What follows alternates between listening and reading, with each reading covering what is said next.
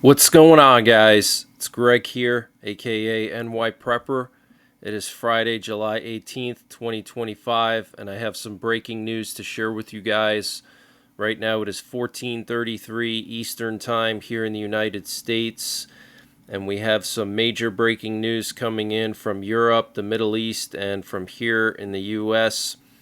So, a new assessment on the destruction of Iran's nuclear facilities due to Trump's strikes with the bunker busters came out, which was revealed in a briefing to members of Congress by officials in the Department of Defense.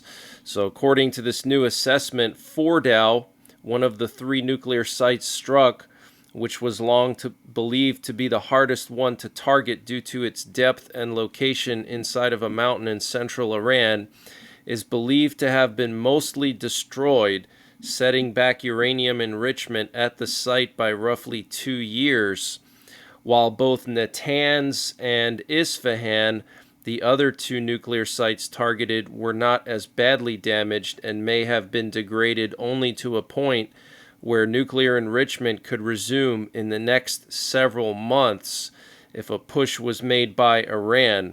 Additionally, NBC News has learned that prior to the strikes, U.S. CENTCOM developed and presented a plan to Trump with a much more comprehensive strike package on Iran that would have involved hitting 3 additional nuclear sites as part of a sustained air campaign that would have stretched for several weeks instead of a single night. Some Trump administration officials believed a deeper offensive option was a viable policy, but President Trump, who was briefed on the so-called all-in plan by CENTCOM, ultimately rejected it because it would have required a sustained period of conflict with Iran. And this update was sponsored by EMP Shield. Guys, EMP Shield has created a special discount just for you, the listeners of the NYPrepper channel. If you go to empshield.com and use the promo code NYPrepper, you can get 15% off your entire order. And why do you need an EMP Shield? Well, this is a special device to protect your vehicle, your RV, your solar generators, your radios from an electromagnetic pulse, which could be caused by a solar flare or potentially a rogue country like North Korea detonating an electromagnetic pulse weapon over the United States that's mounted onto a satellite.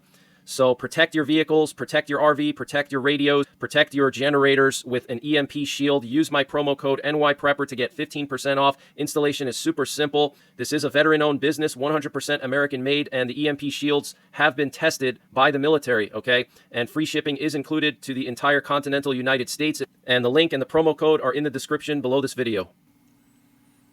Wow, so huge breaking news. According to the Department of Defense, 2 out of the 3 nuclear sites hit by the bunker busters were not really destroyed that much, and enrichment could resume within several months. And Fordow, they could resume enrichment within 2 years. And CENTCOM presented a much more aggressive strike plan for Iran that Trump turned down that would have lasted for weeks. And 2 U.S. intelligence sources have confirmed to CBS News that the Iranian President Masoud Pezeshkian was injured in one of the strikes last month on the capital of Iran during Israel's air campaign against Iran. The sources state that reports by Iranian state-run media are accurate, that Pezeshkian was attending a meeting of the Supreme National Security Council when the Israeli strike happened, with him suffering an injury to his leg while escaping through an emergency shaft. It is not known if President Pezeshkian was the target of the attack, though during an interview earlier this month with Tucker Carlson, Pezeshkian claimed that Israel attempted to assassinate him by bombarding an area in which he was participating in a meeting, with him stating, "They did try, yes, and they acted accordingly, but they failed." Wow, so the Israeli president was almost taken out by the Israeli airstrike. Absolutely insane. And Iran said they have intelligence indicating that the U.S. is using diplomatic overtures as cover for military preparations, state TV reported, citing an unnamed Iranian official who said Tehran should prepare for conflict instead of engaging in talks. And NATO has a plan to take down Kaliningrad in the event of a war with Russia. The commander of U.S. Army Europe, General Christopher Donahue, stated recently that NATO has developed a plan to capture Russia's heavily fortified exclave of Kaliningrad in a time frame that is unheard of in case of a full-scale conflict with Russia. Planning for such an operation follows the implementation of a new allied strategy known as the Eastern Flank Deterrence Line, which focuses on bolstering land forces, integrating defense production, and deploying standardized digital systems and launch platforms for rapid battlefield coordination within NATO. Further speaking about the new strategy, General Donahue stated, "The land domain is not becoming less important, it's becoming more important. You can now take down anti-access area denial bubbles from the ground. You can now take over sea from the ground. All of those things we are watching happen in Ukraine." Okay, so the general of U.S. Army Europe is saying that NATO can take over Kaliningrad in a short period of time and that they have a plan to do that.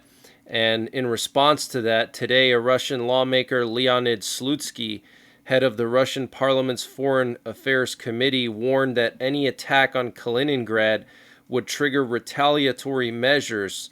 Quote, "An attack on the Kaliningrad region is tantamount to an attack on Russia," end quote, Slutsky said, according to TASS news agency, with all the corresponding retaliatory measures, including the use of nuclear weapons. Okay, so he's confirming that they would essentially nuke NATO if they tried to go into Kaliningrad. And U.S. European Command's General Alexis Grinkevich stated NATO must prepare for potential simultaneous conflicts with Russia and China, possibly by 2027. Grinkevich also noted NATO efforts to provide more Patriot systems to Ukraine. Okay, so he's saying a simultaneous conflict with Russia and China by 2027. That's not much time, guys. That's less than 2 years. Okay, we're already halfway through 2025. And in Germany, Berlin hospitals are preparing for potential wartime scenarios amid rising tensions with Russia. A new classified civil defense hospitals plan details handling street combat, mass casualties, and infrastructure failures. The Berlin Senate, Bundeswehr, and 12 hospitals are involved. Officials say Germany's threat situation has massively changed since the Ukraine war began. The framework plan, developed over 2 years, remains classified for security reasons. It addresses critical issues like maintaining hospital services and supply chains during attacks, patient distribution, and emergency resources. Health officials emphasized the need to strengthen Germany's civil defense amid growing risks, including hybrid threats, cyber attacks, and possible military conflicts involving NATO. So this is huge news, guys. Germany is preparing their hospitals in their capital with a new civil defense plan that's highly classified. They've been working on it for the last 2 years. The German military is involved. The Berlin Senate, which I guess is their legislature for the city of Berlin, and there's 12 major hospitals in the Berlin area involved, and the plan details handling street combat, mass casualties, and infrastructure failures. Okay, basically preparing for a full-scale war, full-scale invasion by Russia. And we have some major breaking news coming in from here in the U.S. about Trump and this whole Epstein situation. I wanted to update you on that. So if you missed the news last night, late last night, the Wall Street Journal claims it has uncovered a birthday note from Donald Trump sent to Jeffrey Epstein on his 50th birthday. A few lines of typed text framed by the outline of a naked woman allegedly hand-drawn by Trump using a marker. Inside the outline is a stylized third-person dialogue saying, quote, "We have something in common, Jeffrey. Mysteries never age," and so on. Trump called it a fake and threatened legal action. He said, "These aren't my words. I don't draw pictures. I told Rupert Murdoch this is a fraud, but he printed it anyway. Now I'm going to sue his ASS and his third-rate newspaper." Vice President J.D. Vance and Elon Musk backed Trump, calling the story bullshit and saying it doesn't sound like Trump at all. Wall Street Journal has not published an image of the alleged letter. According to the Wall Street Journal, who claims to have seen the letter contributed by Trump but have yet to release it publicly, it contains several lines of typewritten text framed by the outline of a naked woman, which appears to be hand-drawn with a heavy marker. A pair of small arcs denotes the woman's breasts, and the future president's signature is a squiggly Donald below her waist, mimicking pubic hair. The letter concludes, "Happy birthday. May every day be a wonderful secret." Wow. So this is really bizarre, guys. Really bizarre. And we know that the Trump administration has refused to release the Epstein files. Trump has been downplaying the Epstein files, calling it a hoax. So this is what he wrote on his social media platform. He said the Wall Street Journal and Rupert Murdoch personally were warned by President Donald Trump that the supposed letter they printed by President Trump to Epstein was a fake, and if they print it, they will be sued. Mr. Murdoch stated that he would take care of it, but obviously did not have the power to do so. The editor of the Wall Street Journal, Emma Tucker, was told directly by Caroline Leavitt and by President Trump that the letter was a fake, but Emma Tucker didn't want to hear that. Instead, they are going with a false, malicious, and defamatory story anyway. President Trump will be suing the Wall Street Journal, News Corp, and Rupert Murdoch shortly. The press has to learn to be truthful and not rely on sources that probably don't even exist. President Trump has already beaten George Stephanopoulos, ABC, 60 Minutes, CBS, and others, and looks forward to suing and holding accountable the once great Wall Street Journal. It has truly turned out to be a disgusting and filthy rag, and writing defamatory lies like this shows their desperation to remain relevant. If there were any truth at all on the Epstein hoax as it pertains to President Trump, this information would have been revealed by Comey, Brennan, Crooked Hillary, and other radical left lunatics years ago. It certainly would not have sat in a file waiting for Trump to have won 3 elections. This is yet another example of fake news. So Trump is basically doubling down, saying it's fake news. And Trump is now ordering Pam Bondi to unseal grand jury transcripts. He wrote, "Based on the ridiculous amount of publicity given to Jeffrey Epstein, I have asked Attorney General Pam Bondi to produce any and all pertinent grand jury testimony subject to court approval. This scam perpetuated by the Democrats should end right now." So Trump is saying that the Epstein file situation is all a scam perpetuated by Democrats. But what if it's true? What if Trump was on the Epstein list, and that's why he doesn't want to release the Epstein files? I know that's going to make a lot of Trump supporters question their support for him, or accuse everybody who's perpetuating this of being a Democrat and a liberal. But what if it's true? Why has there been this delay in the release of these files? Okay, they were supposed to release them months ago, and now Trump is saying it's all a big hoax and blah, blah, blah. So this is really, really serious for Trump. I mean, he's losing a lot of support over this, not just among his base. His base has completely cracked, but now even just moderate people are, turning away even more because of this whole situation.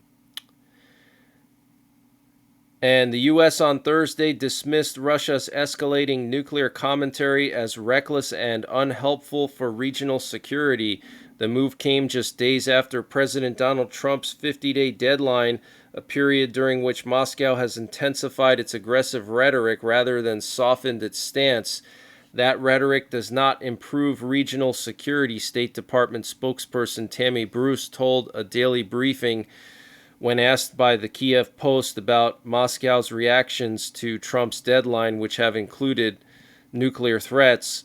Kremlin spokesperson Dmitry Peskov on Wednesday reaffirmed that Russia's nuclear doctrine remains in effect and thus all its provisions continue to apply. So they're basically saying, look, if you use American long-range weapons to strike deep inside of Russia, that allows us to nuke the U.S. or any country that gives those weapons to Ukraine, including Ukraine. They can nuke Ukraine as well. And Russia may launch a large-scale summer offensive in the coming days or weeks, according to U.S. and Ukrainian intelligence. Ukrainian sources estimate up to 160,000 Russian troops have massed along the front line. And according to the Washington Post, in a private conversation, Trump advised Zelensky to launch an offensive against Russia, saying that Ukraine cannot change the course of the war by remaining solely on the defensive. And the British Prime Minister Keir Starmer said that there's plans to send deterrence forces to Ukraine. He said, I am pleased, like other members of the coalition, that these plans are now as ready as possible for achieving a ceasefire, and that is why last week we held a meeting of the Coalition of the Willing to approve these plans. But now these are already advanced plans. They are ready for implementation, he said. Wow, so the UK and Western European allies of the UK are ready to send troops into Ukraine, okay? And they've already approved these plans, and they're apparently advanced plans. Wow. And Emmanuel Macron of France, Friedrich Merz of Germany, and Keir Starmer of the UK are preparing Europe for a future without the U.S., according to the New York Times. Bilateral defense treaties have already been signed, including agreements on nuclear deterrence cooperation and continued support for Ukraine. The EU is actively working on building an alternative framework that could step in to replace U.S. leadership in the event of a major crisis. So France is taking all of Europe under its nuclear umbrella because France is the only European country with a domestically produced nuclear program, okay? And the U.S. has informed Switzerland of delays in the delivery of 5 Patriot batteries in order to prioritize faster shipments to Ukraine. So we're hearing that these 5 Patriot batteries that were going to go to Switzerland are now going to go to Ukraine. And the German Chancellor Friedrich Merz said that at this very moment, our defense ministries are discussing the details of how we can quickly deliver a sufficient number of Patriot air defense systems to Ukraine. This may take a few weeks. The negotiations are very concrete, and the American side is ready to proceed. He also said that sending the Patriot systems to Ukraine is not a matter of hours, but of days and weeks. Okay, so it's on the way. They're coming. And since this morning, Ukrainian drones have been attacking Moscow, and right now, Ukraine is under an air raid alert. There's missiles being launched at Ukraine. There's also drones being launched at Ukraine.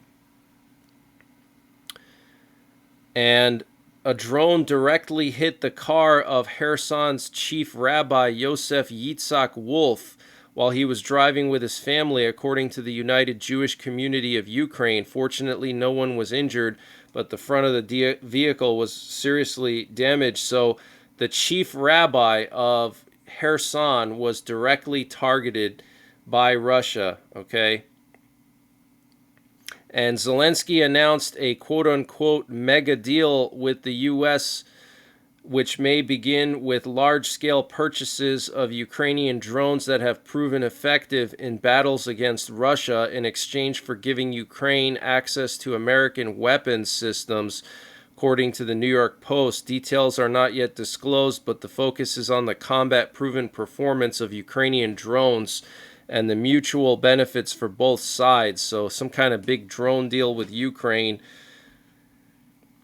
And according to Reuters, Ukraine will allow foreign weapons manufacturers to test their latest armaments on the real battlefield amid the ongoing fight against Russia. Under the new program, Test in Ukraine, companies can send their weapons to Ukraine, provide remote testing, and receive frontline feedback from Ukrainian fighters about the performance of their systems.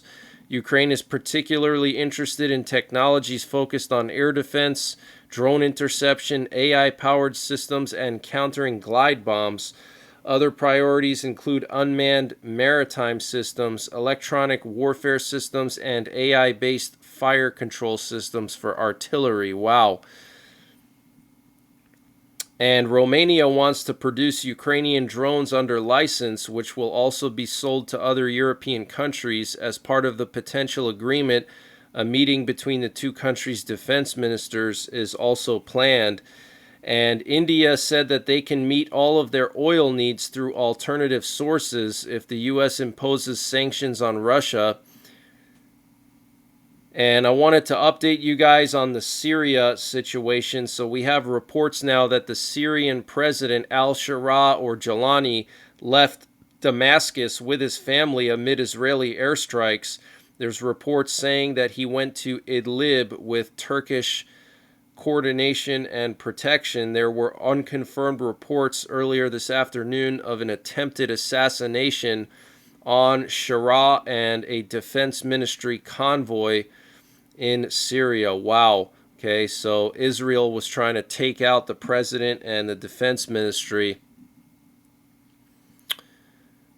And we're also hearing that the Druze minority that Israel was protecting in southwestern Syria are now being attacked by another tribe there called the Bedouin tribe.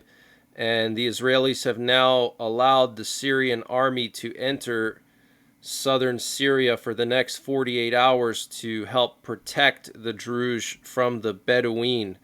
Okay, so turning into a big tribal warfare situation there, but Israel is really striking Damascus hard.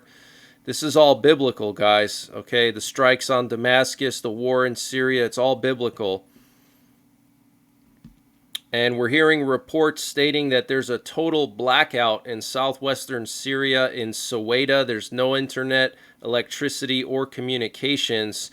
And major battles are currently unfolding between the Bedouins and the Druze in southern Syria.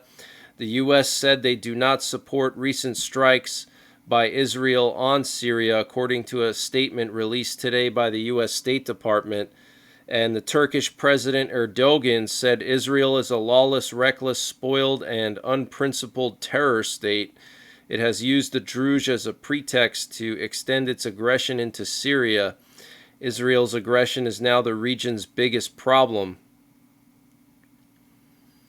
And Syrian military forces stormed the Syrian Broadcasting Corporation headquarters for some reason, and the Arab Tribal Army is threatening the Syrian government that if their access routes to Soweto are blocked, they will deliver a decisive response. We're hearing that up to 70,000 troops of the Arab Tribal Army have been mobilized against the Druze in Soweto. Okay, so the Arab Tribal Army is against the Druze.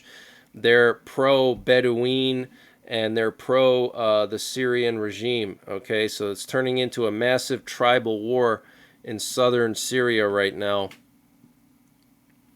And we're also hearing of suspicious movements of military groups affiliated with Hezbollah in Lebanon today, and the Israeli Defense Minister Israel Katz said that he will ask the U.S. Defense Secretary for urgent military support and ammunition. So it looks like Israel is planning some kind of big campaign against Syria, and they need ammo and equipment.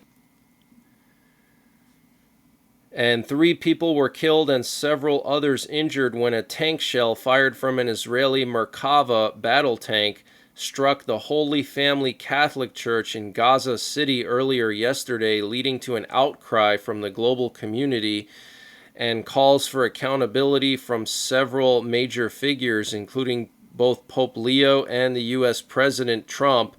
Since the incident, the Israeli Defense Force has announced the start of a full investigation by the Defense Ministry, with them claiming that a preliminary investigation determined that shrapnel from a tank shell inadvertently struck the church during combat operations in Gaza. Wow.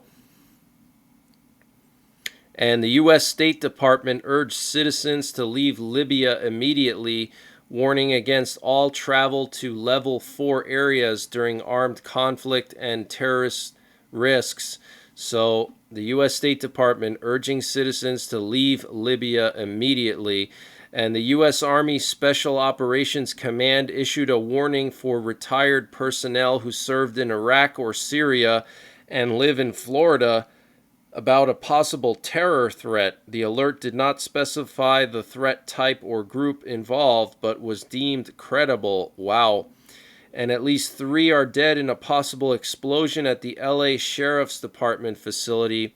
And New York City mayoral candidate Zohran Mamdani is pushing for private property to be taken from U.S. citizens and handed over to government. So that is crazy, guys. We know Mamdani is a communist, a full-fledged communist and extremist Muslim. But that's the latest breaking news that I have. Also, we have this U.S. P-8 Poseidon sub-hunter patrolling the Black Sea, and it flew into the eastern Black Sea close to Novorossiysk, which is where Russia has their Black Sea Fleet base now. So they're keeping an eye on the Russian subs if they're preparing any kind of big strikes on Ukraine. But just the other day, we had a bunch of Russian VIPs fly to Mount Yamantu, which is a doomsday bunker in the southern Urals. So Russia is clearly preparing for something, okay, if they're sending multiple VIPs to Mount Yamantu. But that's all I got for now. I might be back later on with more breaking news. In the meantime, check out my 24/7 live stream for continuous monitoring and updates in the live chat. Consider joining my Patreon for text updates of major headlines. You can download my free app as well, so I can update you of any emergency breaking news as it happens. I just sent out an alert before I filmed this video of this massive drone attack and missile attack on Ukraine right now. Also, you can get a silver membership here on YouTube, which allows you to get access to some extra things, including the text updates of news, which I will release periodically. When I don't have time to put out a video, I can quickly summarize the main points and get it out to you before the video comes out. So if you're a silver member on YouTube or a Patreon member, you'll have access to those text updates. So until the next time, take care, God bless, and don't forget the 3 Ps: prepare, practice, and persevere. And before I continue with the breaking news, I wanted to mention the sponsor for this update, which is My Patriot Supply. Guys, My Patriot Supply is doing a massive sale on their 3-month emergency food supply. You can get 3 months of emergency food, 2,000 calories a day, for just $500. That's $200 off their normal price with free shipping included. This food has a shelf life of 25 years, and it's a variety of different types of food. So if you use the link preparewithNYPrepper.com, you can save $200 on their 3-month emergency food supply. The link is in the description below this video. That's preparewithNYPrepper.com, and the link is in the description below this video.